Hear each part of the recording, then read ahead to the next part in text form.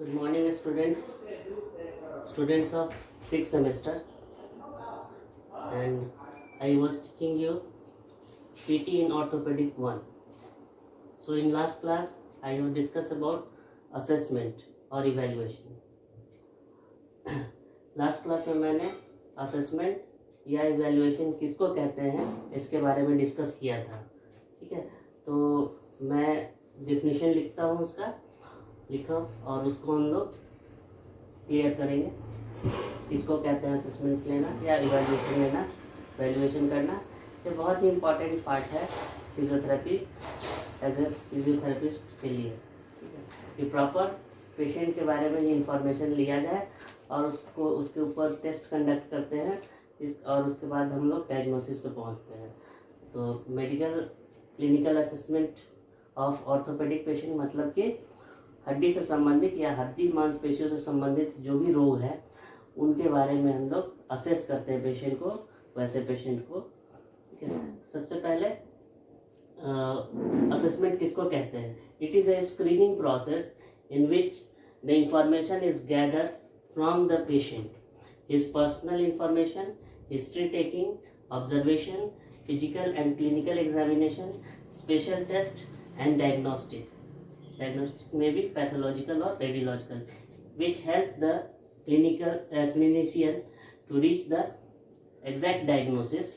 The purpose of the assessment is to fully understand the patient's problem. Assessment दो तरह का होता है, दो पार्ट में उसको डिवाइड कर सकते हैं असेसमेंट को, सब्जेक्टिव पोर्शन और ऑब्जेक्टिव। सब्जेक्टिव असेसमेंट किसको कहते हैं, ऑब्जेक्टिव असेसमेंट किसको कहते हैं, ये भी हम लोग डिस्कस करेंगे। यहाँ पे हम ये बता रहे हैं कि असेसमेंट में क्या करना है, असेसमेंट क्यों करते हैं। तो किसी भी पेशेंट का ट्रीटमेंट करने के लिए ये जरूरी है कि उसके डिजीज़ के बारे में अच्छी तरह से पता लगाया जाए कि उसको डिजीज़ फाइनली है क्या, तभी हम उसके ऊपर एक ट्रीटमेंट प्लानिंग कर सकते हैं और उसको हम लोग एक राइट डायरेक्शन में बढ़ सकते हैं। ठीक है, तो ये एक स्क्रीनिंग प्रोसेस है, ये एक इस तरह का प्रोसेस है जिसमें हम बहुत सारी इंफॉर्मेशन जो कि पेशेंट्स के द्वारा हम लोग गैदर करते हैं और उसके हिस्ट्री के बारे में पढ़ते हैं, उसके हिस्ट्री ऑफ डिजीज़ से संबंधित जो हिस्ट्री है पहले का उसके बारे में हम लोग जानते हैं। इसके अलावा हम लोग पेशेंट को ऑब्जर्व करते हैं, अपने आइज़, अपना जो विज़न है, अपना विजुअल जो एबिलिटी है, या कह सकते हैं कि जो हमारा क्लिनिकल मेथड है उसके तहत हम लोग पेशेंट को ऑब्जर्व करते हैं, उसको देखते हैं, उसके फिजिकल और क्लिनिकल एग्जामिनेशन उसका करते हैं बॉडी के, और एक सही सटीक डायग्नोसिस पे पहुंच सकते हैं, है ना। और इसका असेसमेंट का मेनली गोल क्या है, ये पेशेंट के प्रॉब्लम को पूरी तरह से समझ पाए, यही मेनली जो असेसमेंट का गोल है। ठीक है,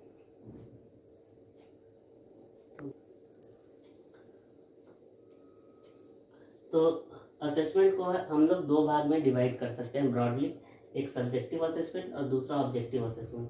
तो सब्जेक्टिव असेसमेंट उसको कहते हैं जो भी इंफॉर्मेशन पेशेंट जो हमको देता है, जैसे कोई भी पेशेंट आपके पास आएगा तो कुछ बेसिक इन्फॉर्मेशन उससे आप पूछते हैं जो पेशेंट बताता है ना, उसके डिजीज़ के बारे में, कि डिजीज़ या उसके प्रॉब्लम के बारे में कि क्या प्रॉब्लम है, किस प्रॉब्लम से वो हमारे पास आया है।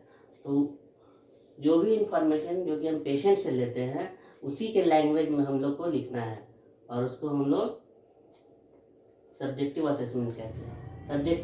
सब्जेक्टिव असेसमेंट में क्या क्या पूछते हैं? सबसे पहले पर्सनल इंफॉर्मेशन उससे लेते हैं, जैसे कि नेम हो गया, एज हो गया, जेंडर हो गया, ठीक है, ऑक्यूपेशन हो गया, तो ये सारी इंफॉर्मेशन लेते हैं, ये सब सब्जेक्टिव में आ जाएगा।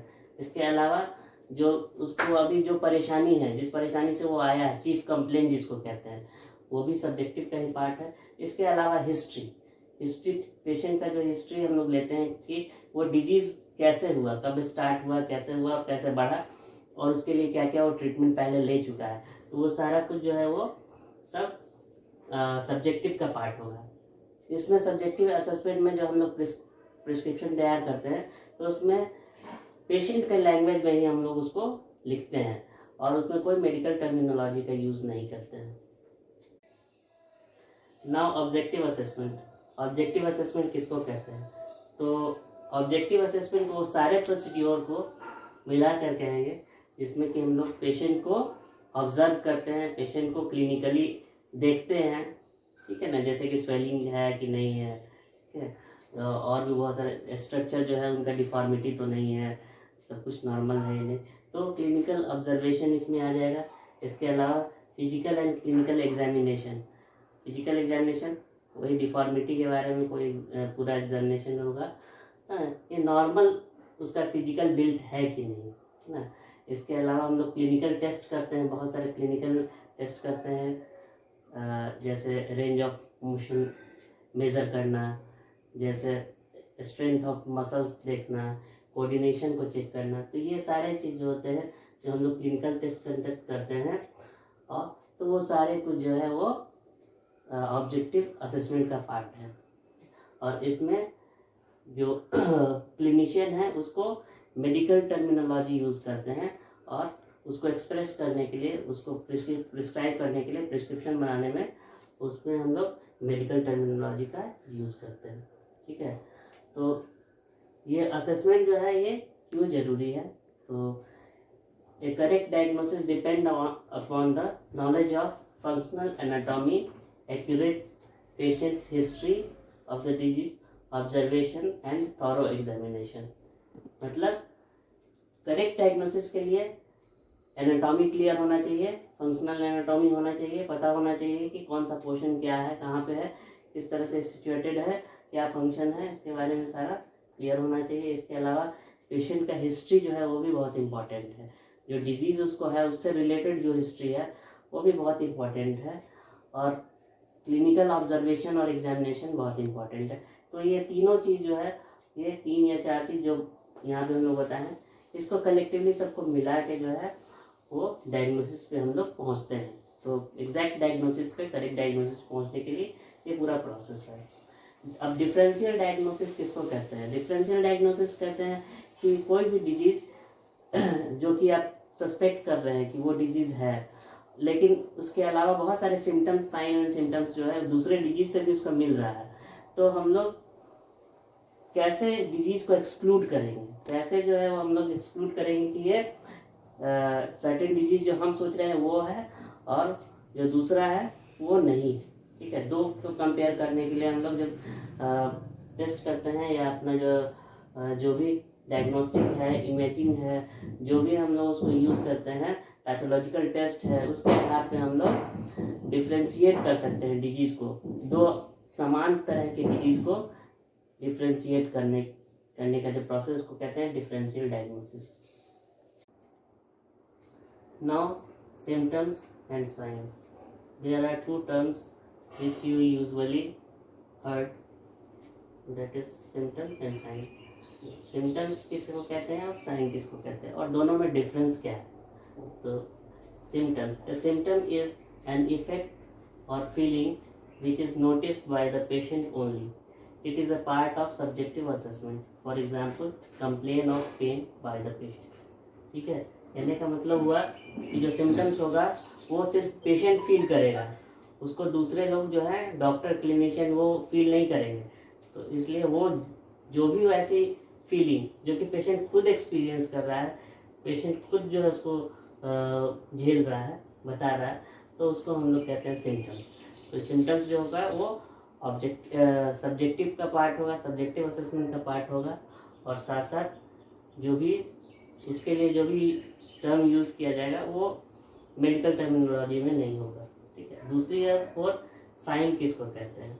तो साइन जो भी उससे डिजीज से रिलेटेड जो भी कुछ कॉम्प्लेन है, वो अगर क्लिनिशियन या फिजियोथेरेपिस्ट उस चीज़ को ऑब्जर्व करता है, उस चीज़ को नोटिस करता है, तो उसको हम लोग साइन कहते हैं। For example tenderness. टेंडरनेस जो है वो क्या है? वो है साइन। क्योंकि टेंडरनेस हम लोग कैसे चेक करते हैं? हम लोग सबसे पहले जो मोस्ट पेनफुल एरिया होता है पेशेंट का, उसके ऊपर जो हमारा थंब है, टिप ऑफ द थंब, उससे उसको प्रेस करते हैं।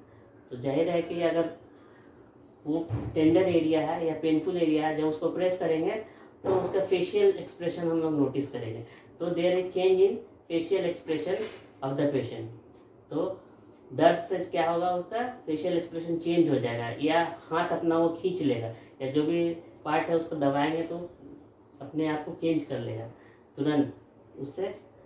तो टेंडरनेस जो है वो सब्जेक्टिव ऑब्जेक्टिव इवैल्यूएशन का पार्ट है, और ये क्लिनिशियन जो है वही सिर्फ ऑब्जर्व कर सकता है। ठीक है। नेक्स्ट, कोई भी साइन और सिम्टम जो है वो डिपेंड करता है फीलिंग के ऊपर। तो साइन तब कहेंगे जब जो कि नोटिस किया जाता है क्लिनिशियन के द्वारा, और सिम्टम वो कहते हैं जो कि पेशेंट फील करता है। और जब ये दोनों चीज़ हो जाए, यानी कि जो पेशेंट भी फील करेगा और जो क्लिनिशियन जो है वो भी ऑब्जर्व कर रहा है, तो उसको साइन सिम्टम दोनों में रखेंगे। जैसे कि मान लीजिए कोई पेशेंट है, उसको स्किन रैश हो गया है ना, उसके शरीर पे जो है वो लाल लाल अगर रैश हो जाता है, तो वो अगर पेशेंट बता रहा है कि इस तरह से हमको हो गया, तो वो क्या हो कहलाएगा, उस समय वो सिम्टम कहलाएगा। और जब पेशेंट नहीं बताएगा लेकिन क्लिनिशियन अगर उसको ऑब्जर्व कर लेगा, देख लेगा, है ना, उसके बारे में फिर ध्यान पाएगा, तो उसको हम लोग साइन कहेंगे। तो ये इस तरह का कुछ ऐसे भी चीज़ है जो कि सिम्टम्स एंड साइन दोनों हो सकते हैं। So this is the format of orthopaedic assessment. जब भी पेशेंट को हम लोग असेस करते हैं तो उसको उसका एक प्रिस्क्रिप्शन बनाते हैं।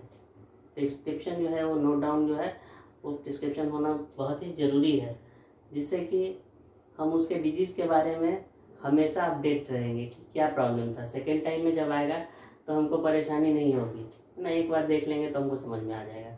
इसके अलावा जो प्रिस्क्रिप्शन है वो दूसरे डॉक्टर के पास जाएगा, तो वो भी समझेंगे कि हाँ क्या ट्रीटमेंट चला है, किस तरह से लाइन ऑफ ट्रीटमेंट रहा है, डायग्नोसिस क्या है, तो वहाँ पे भी हेल्प मिलेगा। इस तरह से जो फॉर्मेट होता है ऑर्थोपेडिक असेसमेंट का, उसमें सब्जेक्टिव असेसमेंट भी होता है और ऑब्जेक्टिव असेसमेंट होता है। सबसे पहले सब्जेक्टिव असेसमेंट में कुछ जो इन्फॉर्मेशन होते हैं उसको हम लोग लिखते हैं। सबसे पहले पर्सनल इन्फॉर्मेशन, पेशेंट का पर्सनल इन्फॉर्मेशन में हम लोग नाम पूछेंगे, नेम, एज कितना है, gender, whether the patient is male और फीमेल, ऑक्यूपेशन किस तरह का काम करता है। बहुत सारे ऐसे डिजीज होते हैं जो ऑक्यूपेशनल बेस्ड होते हैं, यानी किसी खास तरह के काम में अगर लगातार इन्वॉल्व है तो उसमें वो चीज़ देखने को मिलता है ज़्यादातर। तो ये ऑक्यूपेशन भी बहुत ही इंपॉर्टेंट है। इसके अलावा रिलीजन भी देखते हैं। रिलीजन में भी बहुत सारे ऐसे रिलीजन हैं जिनका अपना अपना कुछ रिचुअल्स है, अपना जो है उनका कुछ मान्यता है, कुछ कर्म है, तो वो करते हैं। तो उससे रिलेटेड मान लीजिए उसके बॉडी के ऊपर कुछ अगर स्ट्रेस पड़ेगा या कुछ भी प्रॉब्लम होगा तो वो पता लग जाता है। ठीक है, तो वो भी इम्पॉर्टेंट चीज़ है। इसके अलावा किस डॉक्टर ने रेफ़र किया है इसको भी हम लोग मेंशन करेंगे, क्योंकि कौन से डॉक्टर से वो इलाज करके आया है। हाँ, इसके आधार पे बहुत सारा कुछ डिपेंड करता है। अगर स्पेशलिस्ट से अगर आप ट्रीटमेंट करके आया है तो उसका लाइन ऑफ ट्रीटमेंट ज़्यादा बेहतर होगा। और अगर गांव के डॉक्टर से किसी से अगर ट्रीटमेंट करके आया है ना, जो कि अनक्वालिफाइड हो, तो वहाँ पे फिर हमको फ्रेश अपने हिसाब से सोचना पड़ता है। ठीक है, इसके अलावा एड्रेस और मोबाइल नंबर जो कि एक डॉक्यूमेंट के रूप में हमको रखना चाहिए, जिससे कि अगर फॉलो अप कर सके पेशेंट को, है ना। मान लीजिए आप पेशेंट अगर आपके ट्रीटमेंट करा के चला गया, लेकिन आप अगर 1 महीना 2 महीने के बाद फिर आप जानना चाहते हैं कि पेशेंट जो है अभी क्या स्थिति में है, जो उसको ट्रीटमेंट चल रहा था वो अभी इफेक्टिव है कि वो फ़ायदा हुआ है या नहीं, नुकसान हुआ है या एज इट इज़ रहा, तो इसको जानने के लिए एड्रेस और मोबाइल नंबर ही ज़रूरी है। डेट हम लोग मेंशन करते हैं, क्योंकि डेट ऑफ एडमिशन या डेट ऑफ पेशेंट जब आ रहा है जिस डेट को, ये एक रिकॉर्ड के लिए ज़रूरी होता है। ठीक है, इसके अलावा नेक्स्ट है चीफ कंप्लेन।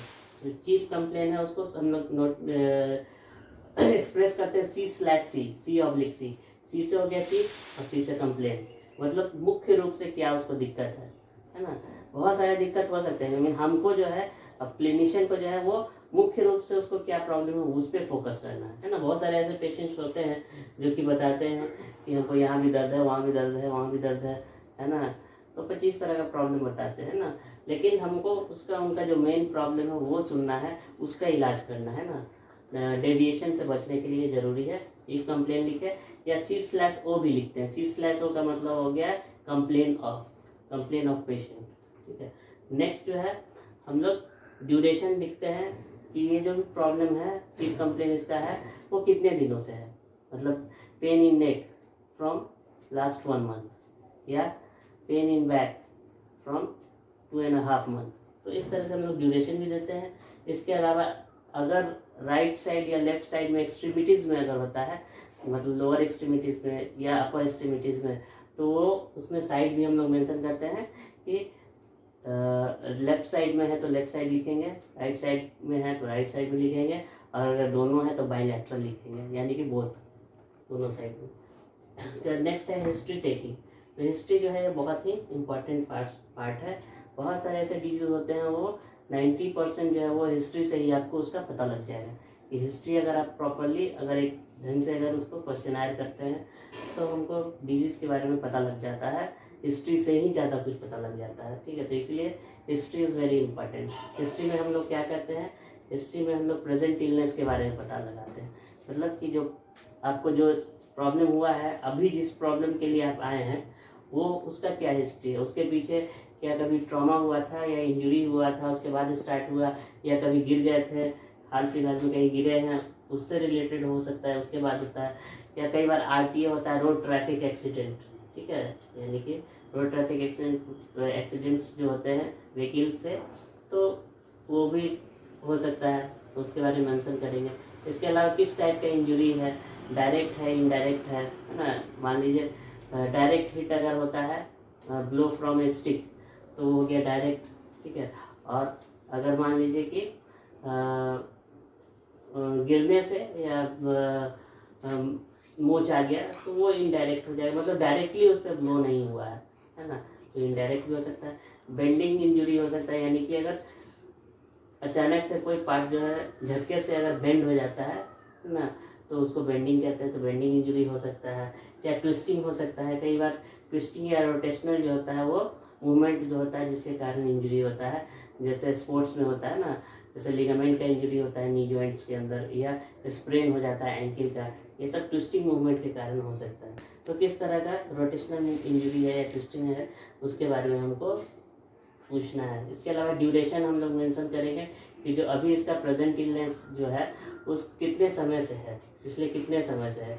अगर 7 से 10 दिन से है, 7 दिन से अगर 10 दिन पहले से है तो उसको हम एक्यूट मानेंगे, सब एक्यूट बोलेंगे। अगर 10 दिन से 7 वीक तक के ड्यूरेशन से ये डिजीज प्रॉब्लम है करेंट इलनेस तो उसको हम लोग सब एक्यूट बोलेंगे। और अगर 7 वीक के बाद 7 या उसके बाद से है इंजरी, मतलब 7 से अधिक समय से, अगर 7 वीक से अधिक समय से अगर इंजरी है तो उसको हम लोग क्रोनिक रखेंगे, है ना। तो ये स्टेज ऑफ डिजीज होता है, तो क्योंकि इससे ये पता लगता है कि एक्यूट है या सब एक्यूट है या क्रॉनिक स्टेज में है, क्योंकि इनका ट्रीटमेंट भी जो होता है वो डिफरेंट हो जाता है ना, एक्यूट का और सब एक्यूट का और क्रोनिक का, तीनों का ट्रीटमेंट जो होता है वो डिफरेंस आता है, इस पर डिफरेंट होता है, इसीलिए हमको जानना जरूरी है।